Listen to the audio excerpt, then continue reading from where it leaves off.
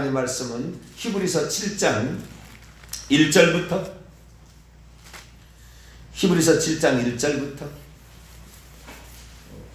그칠 수가 없어요. 다 읽어야 될 것 같아요. 히브리서 7장 1절에서 28절까지. 히브리서 7장 1절에서 28절. 멜기세덱의 반차를 따르는 예수 그리스도의 우월성에 관하여 멜기세덱이 누군가에 대한 설명인데, 멜기세덱이 누군가에 관하여 예수 그리스도의 우월성을 멜기세덱으로 표현하고 있는데, 어떻게 표현하고 있는지 한 절씩 교독하도록 합니다. 이 멜기세덱은 살렘 왕이요 지극히 높으신 하나님의 제사장이라. 여러 왕을 쳐서 죽이고 돌아오는 아브라함을 만나 복을 빈 자라. 아브라함이 모든 것의 10분의 1을 그에게 나누어 줍니다. 그 이름을 해석하면 먼저는 의 왕이요 그 다음은 살렘 왕이니 곧 평강의 왕이요. 아버지도 없고 어머니도 없고 족보도 없고 시작한 날도 없고 생명의 끝도 없어 하나님의 아들과 닮아서 유사해서 항상 제사장으로 있느니라. 이 사람은 얼마나 높은가를 생각해보라. 조상 아브라함도 노량물 중 10분의 1을 그에게 주었느니라.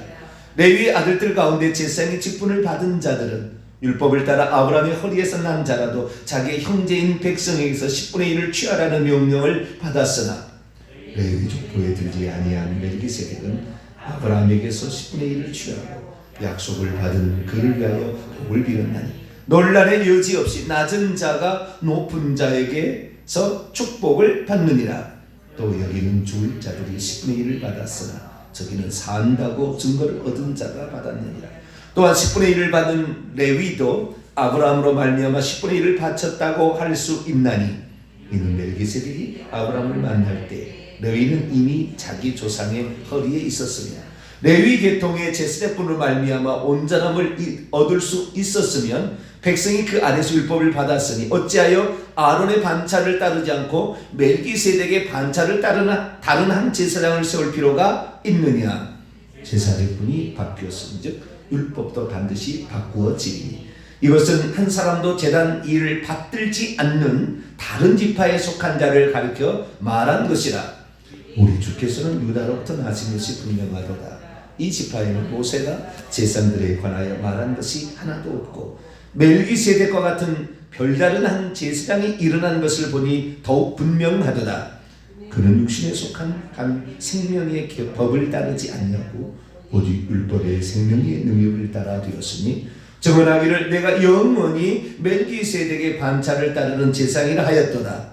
전에 있던 계명은 무익하고 연약하고 무익함으로 패하고 율법은 아무것도 온전하게 못할지라 이에 더 좋은 소망이 생기니 이것으로 우리가 하나님께 가까이 가느니라.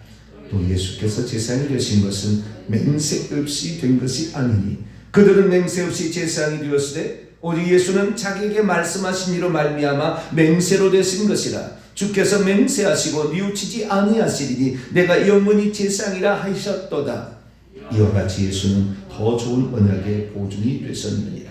제사장된 그들의 수요가 많은 것은 죽음으로 말미암아 항상 잊지 못함이로되 예수는 영원히 계심으로 그 제사장 직분도 갈리지 아니하느니라.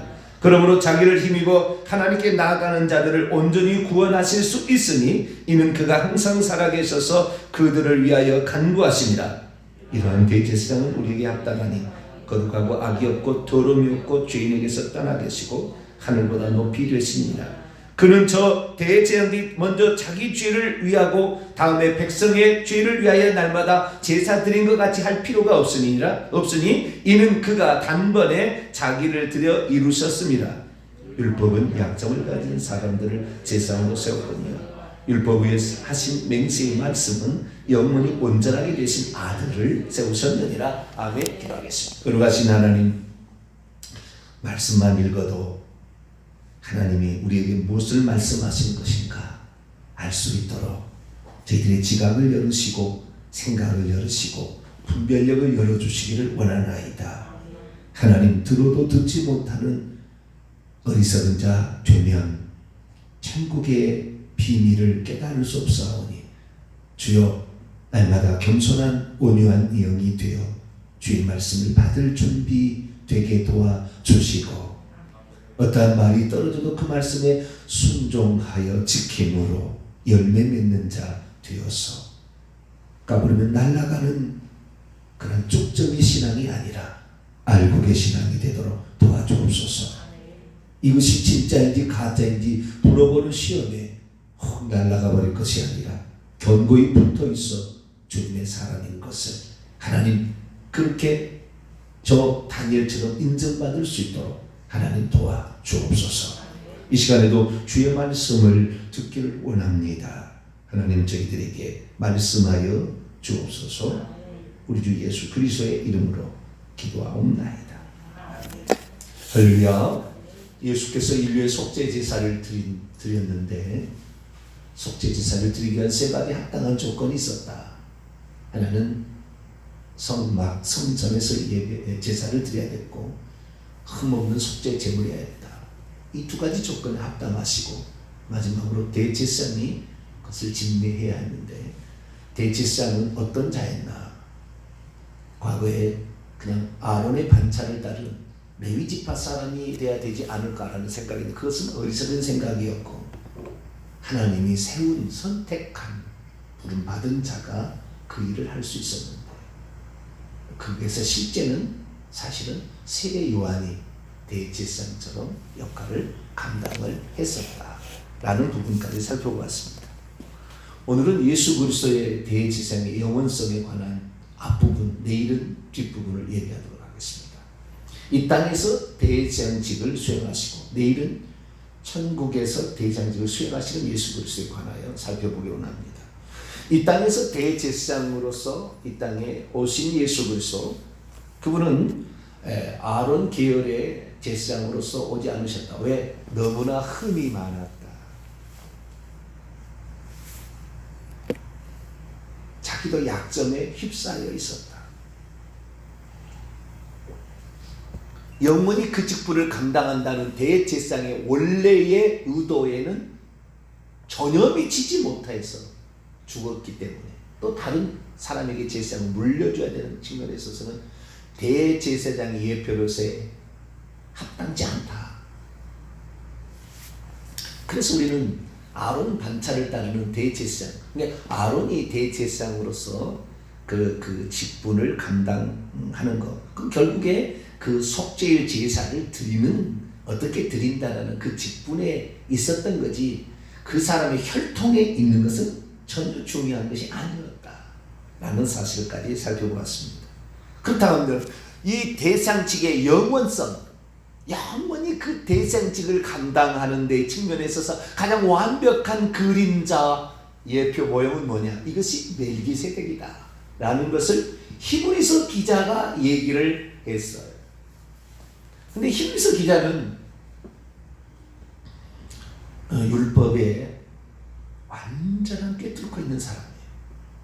우리는 이 사람이 성경을 쓴 것을 보고 겸허해져야 돼요. 우리도 똑같이 예수 그리스도를 믿고 있고 우리도 똑같이 구약 성경을 가지고 있고 아니 우리는 요한계시록까지 다 말씀을 가지고 있는데도 이러한 시각이 우리에게 부족하다면 우리는 정말 겸손해져. 주여 성경을 안다 깝죽거리지 말고 나는 정말 많이 몰랐구나. 2000년 전에도 이미 이러한 사실을 얘기한 자가 있었다라는 사실을 오늘 우리가 신천지 이만희 보세요. 얼마나 공부 열심히 합니까? 얼마나 공부 열심히. 그 신천지에 들어가려면요 자기 개인적으로 선교를 통달했다 이 정도 돼야 되는 겁니다. 거기에 교회를 들어가서 그 14만 4천 명이 들어가려면 그 정도 돼야 되는. 근데 오늘날 우리 개신교 성원 예수만 믿으면 뭐 천국인데 뭘 공부를 할 게 뭐가 있으며 이번에 왜 대한민국에 지금 이 코로나 사태가 신천지로 말미암아 폭발을 했습니까? 진리를 모르는 자들은 하나님께서 반드시 끄집어내어서 그 잘못됨을 드러내겠다라는 표시 아니겠습니까? 적당히 가는 게 아니라 너희를 미혹하는 마귀가 할 수만 있으면 택하신 자들을 미혹해서 거짓 기적과 표적, 이번에 은혜의 강도 이 기적을 행하는 막 그런 교회라고 하는데, 할 수만 있으면 택하신 자들을 미혹하는, 우리를 빗나가게 하는 거, 뭐 기적이 다 틀렸다는 게 아니에요. 그런데 잘못했다가는 우리가 빗나갈 수 있어요. 거짓 선자들과 거짓 그리스도인이 일어나 할 수만 있으면 택하신 자들도 미혹하냐. 신천지 이러한 JMS, 여호와 증인 막 이런 이단들이, 하나님의 교회 이런 이단들이 일어나서 우리의 영혼을 노략질하는 시대, 그 시대가 지나가면 해와 달과 별들의 이상 있고 주님 오시는 거죠.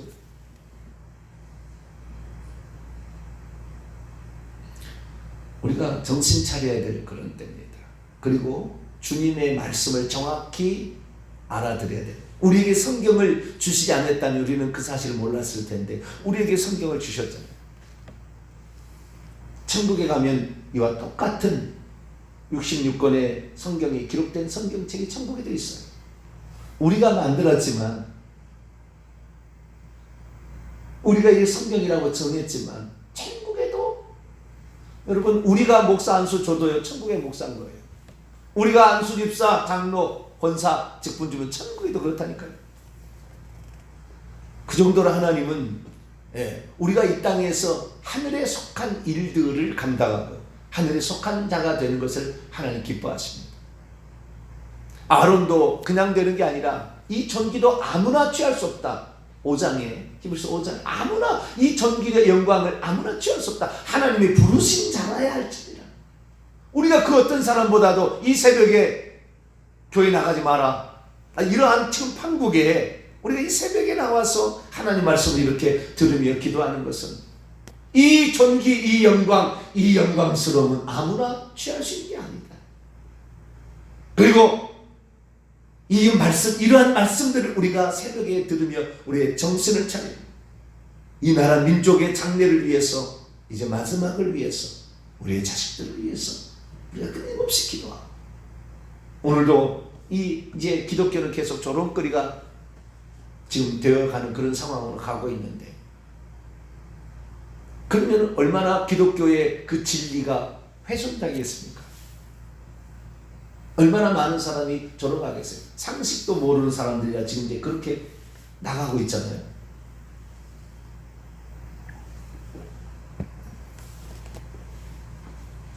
육신의 질병의 문제와 영혼의 건강의 문제는 다르잖아요. 물론 이것이 연관되어 있습니다. 그러나 다른 거잖아요.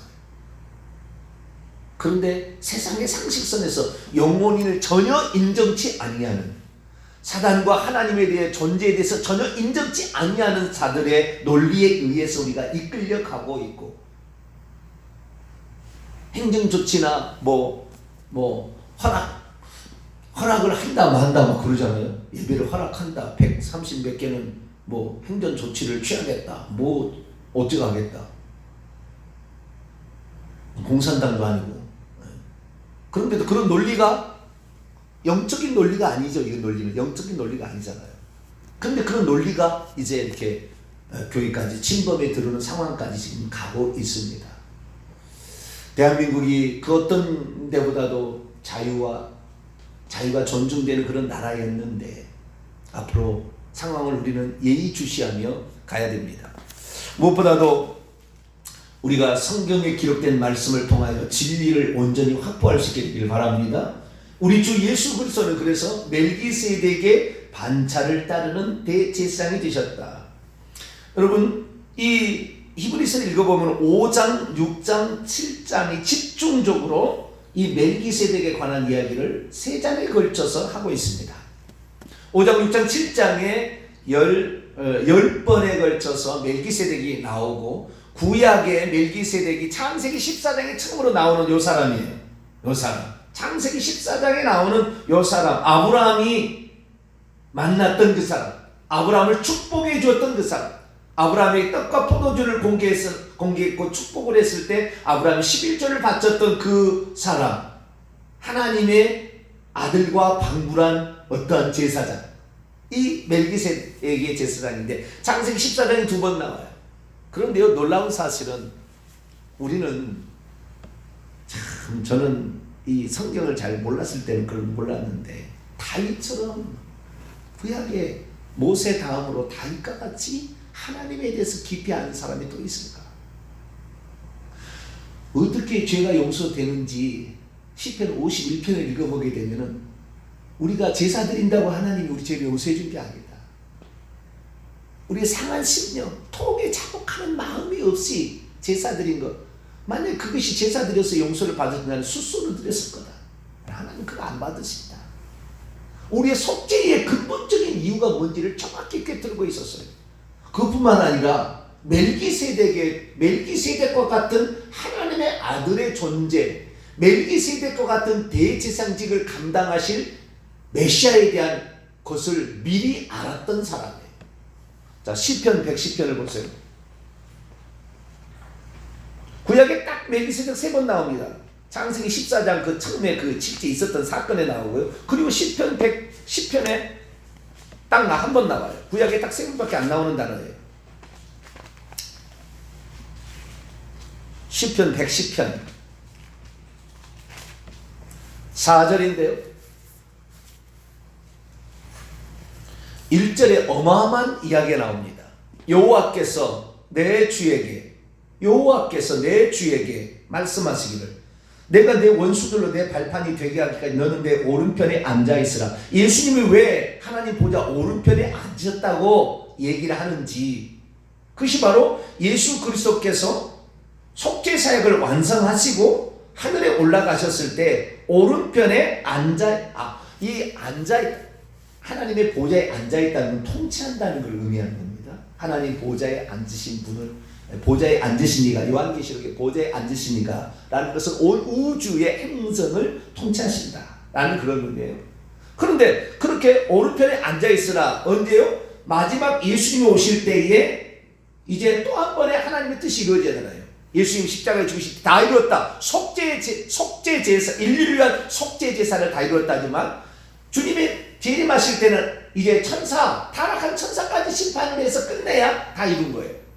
그래서 내 원수들로 내 발판이 되게 할 때까지 너는 오른편에서 대제사장직을 감당할 거다 라는 얘기를, 이것을 지금 구약에 주님께서 직접 이랬다는 것이 아니라 앞으로 되어질 일을 다윗은 봤다는 거 아니에요. 이게 이 환상으로 본 거 아닙니까? 구약에는 아직 아들이 안 나타났어요. 전부 여호와가 나타나시든지, 아브라함에게는 여호와가 직접 나타나고 나머지는 다 모세나 다른 사람들은 천사를 보내잖아요. 다니엘도 천사를 보내서 하나님께서 그렇게 일하시잖아요.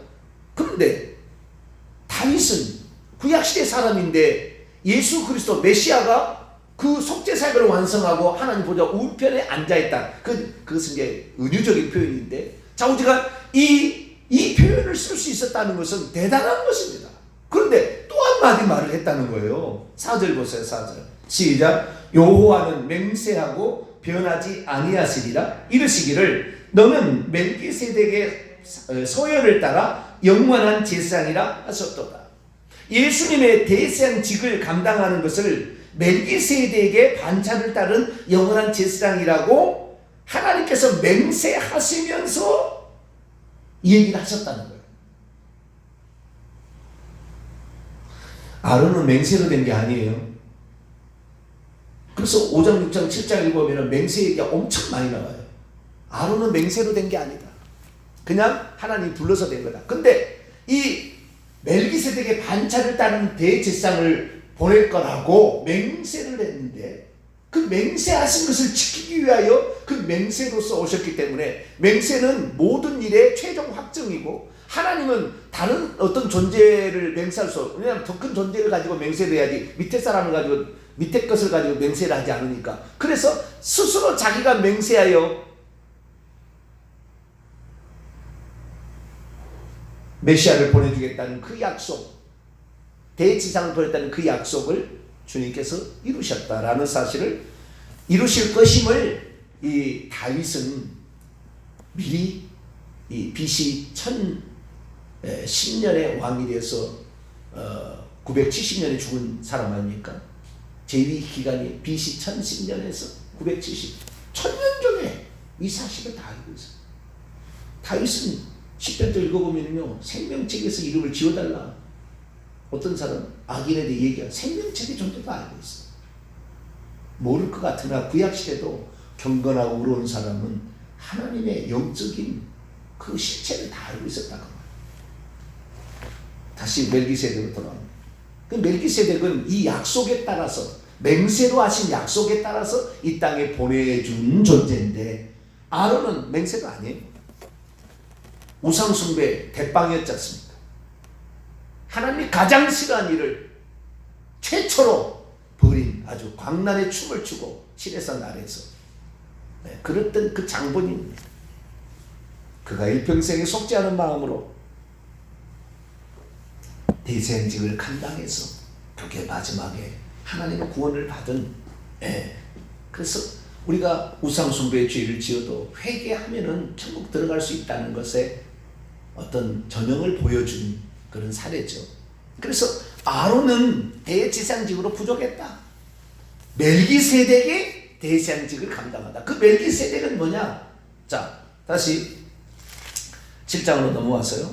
히브리서 7장으로 넘어와서 멜기세덱의 첫째 6가지 특징이 나와요. 멜기세덱의 7장부터 보지 말고요. 5장부터 잠깐 봅니다. 멜기세덱의 특징은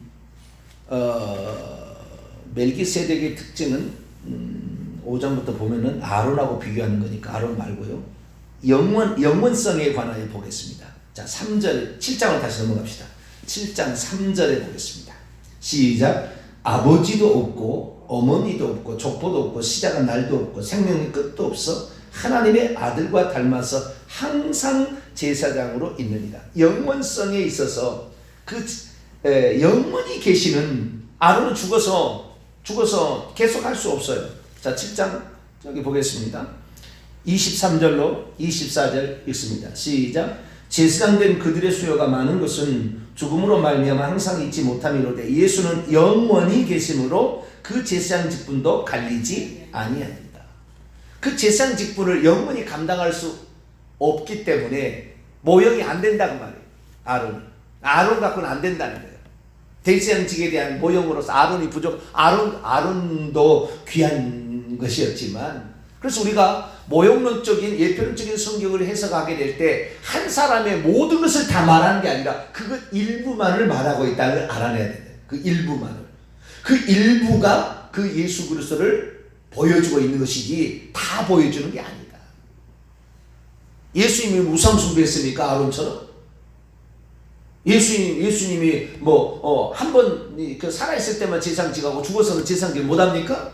그건 아니잖아요. 그렇기 때문에 일부만을 보여준 거였다.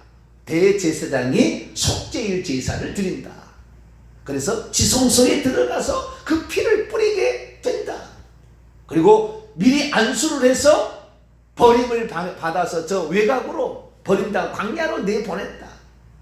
이것을 상징하는 그 측면에 있어서 대제사장직이었지 아론이어서 그건 아니다.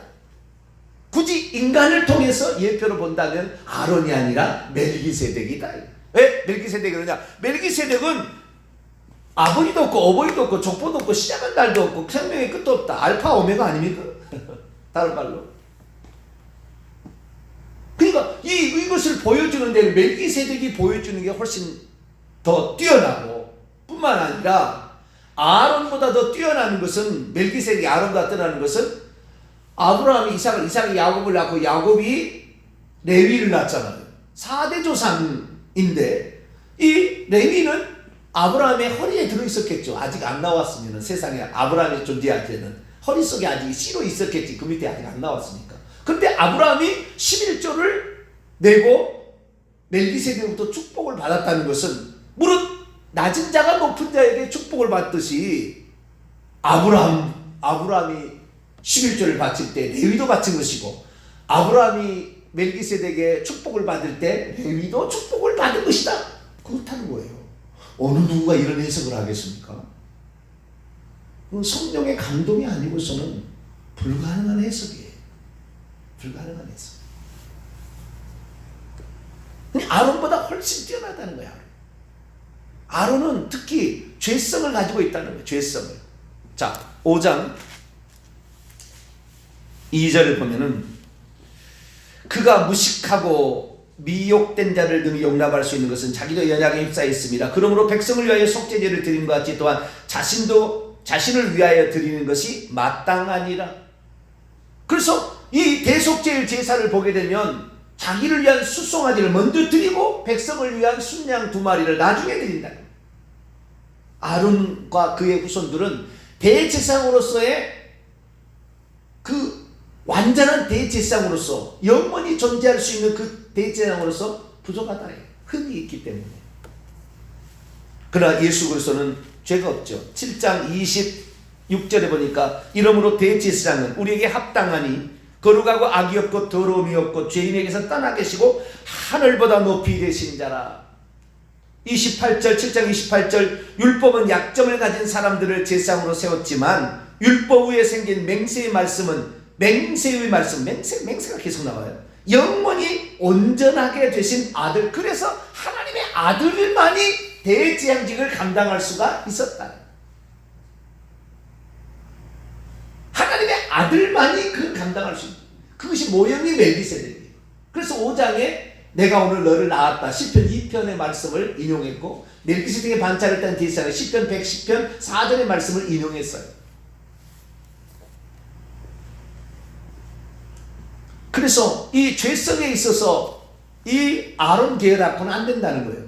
멜기세덱은 시작도 끝도 없고 꼭 알파 오메가 같아요. 그렇기 때문에 여기에 대해서 죄성을 뭐 따질 수가 없어요. 그리고 아까 영원성에 있어서 영원히 제사장으로 있는 측면은 멜기세덱이 좋지, 아론은 죽어서 또 다른 사람 바뀌었기 때문에 제사장 직분이 갈렸다 그 말이죠. 그래 안 된다 그 말이죠.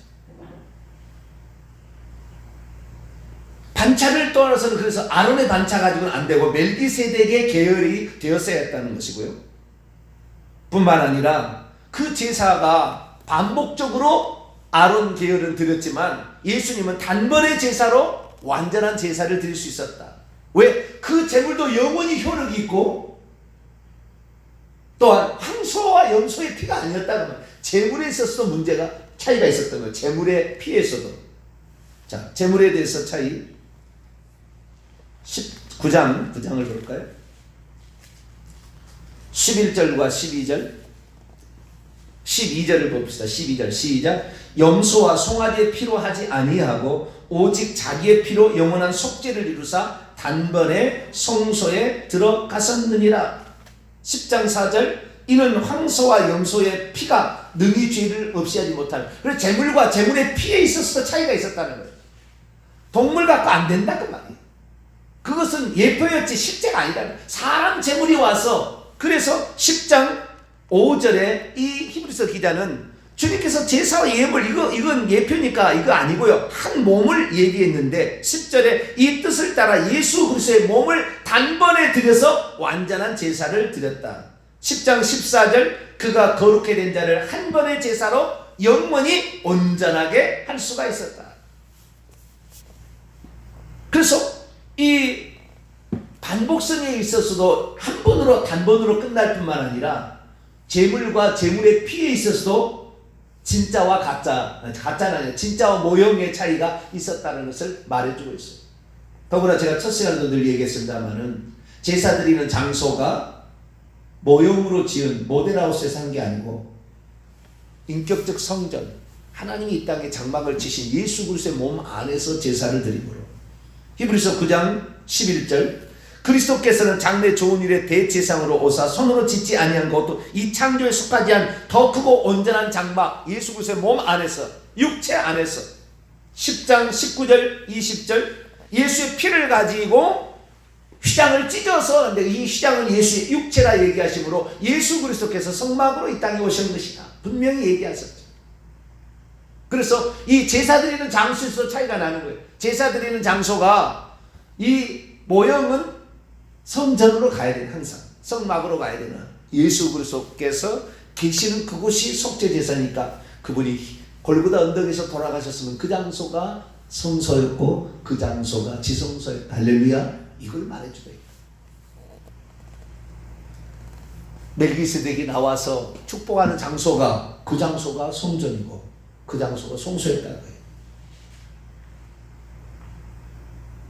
그래서 예수 그리스도의 대제사장직의 모형은 아론은 아니었다.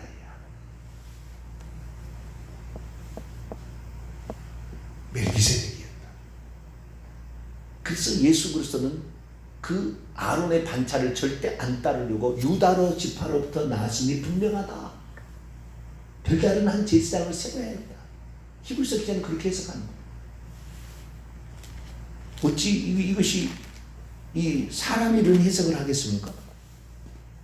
제사적분이 갈린즉 율법도 반드시 지나가게 될 것이다 라고 얘기를 하는 거대한 이야기를 하잖아요. 만약 이런 얘기를 유대인들이 했다면 그 앞에서 돌로 쳐서 죽임당했을 거예요. 이 성경책이 쓰여질 무렵에는 유대인들이 존재하지 않았을 거라고 학자들은 추정합니다. AD 70년 이후에 80년에서 100년 사이에 쓰였을 것이라고 얘기하는 학자가 많아요. 그러면 AD 70년에 디도 장군에 의해서 유대인들이 이 땅에 이제는 흩어져서 존재하지 않는, 흩어져서 다 존재하지 않는 건 아니고 흩어져서 이제는 나라가 없고 아예 그냥 사라져버린, 멸망을 당한 상태. 그래서 이런 어마어마한 이야기를 하는 거죠. 아론 그 레위 계통 그거 헛것이야 이런 얘기를 할 수 있겠어요? 예수 그리스도가 실체였고 구약의 여러 사건들은 예수 그리스도 실체가 10가지, 100가지였다 그러면 그게 한 가지 어떤 사건과 어떤 인물을 통해 보여줄 뿐이 그게 전체가 아니었는데 착각하는 거죠. 아론이 대제사장이다 이렇게 착각하는 거죠. 주님이 어떠하시니 그걸 보여주는, 그래서 가장 좋은 예화거리를 찾아내야 되는데 아론에게 찾아온 것은 실수라는 거예요. 멜기세덱에서 찾아왔어야 된다는 거죠. 이거 히브리서 기자의 해석이에요. 율법 그림자였다 이거예요. 예수 그리스도가 실체지. 이게 이 히브리서의 큰 주제잖아요. 율법 이건 다 지나갈 것이고 이건 모형이고 이건 그림자고 해마다 늘 제사로 이게 온전히 안 된다는 거잖아요. 진짜가 있는데 진짜 제사가 필요하고 이것이 율법이다. 율법은 아니 이것이 율법이 아니 이것이 실체다. 율법은 지나갈 것이고 전에 계명은 무익함으로 패하고 새 언약으로서 예수 그리스도가 필요하다. 이 얘기를 한다는 거 아닙니까? 그래서 우리는 이런 관점으로 성경을 해석했어야 되는 거지.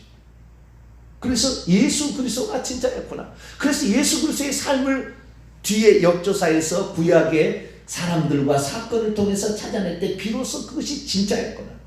그래서 우리는 멜기세덱의 반차를 따라서 영원히 대상직을 감당하심으로 우리가 무슨 죄를 지었더라도 예수 그리스도께 가면 우리의 죄를 용서해 주시는 그 예수 그리스도 앞으로 나아가 우리의 죄를 다 용서받고 그분이 천국에 우리를 이끌어 가시는데 하늘로 열어놓은 살 길을 따라 천국까지 들어가는 저와 여러분 되시기를 간절히 바랍니다. 거룩하신 하나님 감사합니다.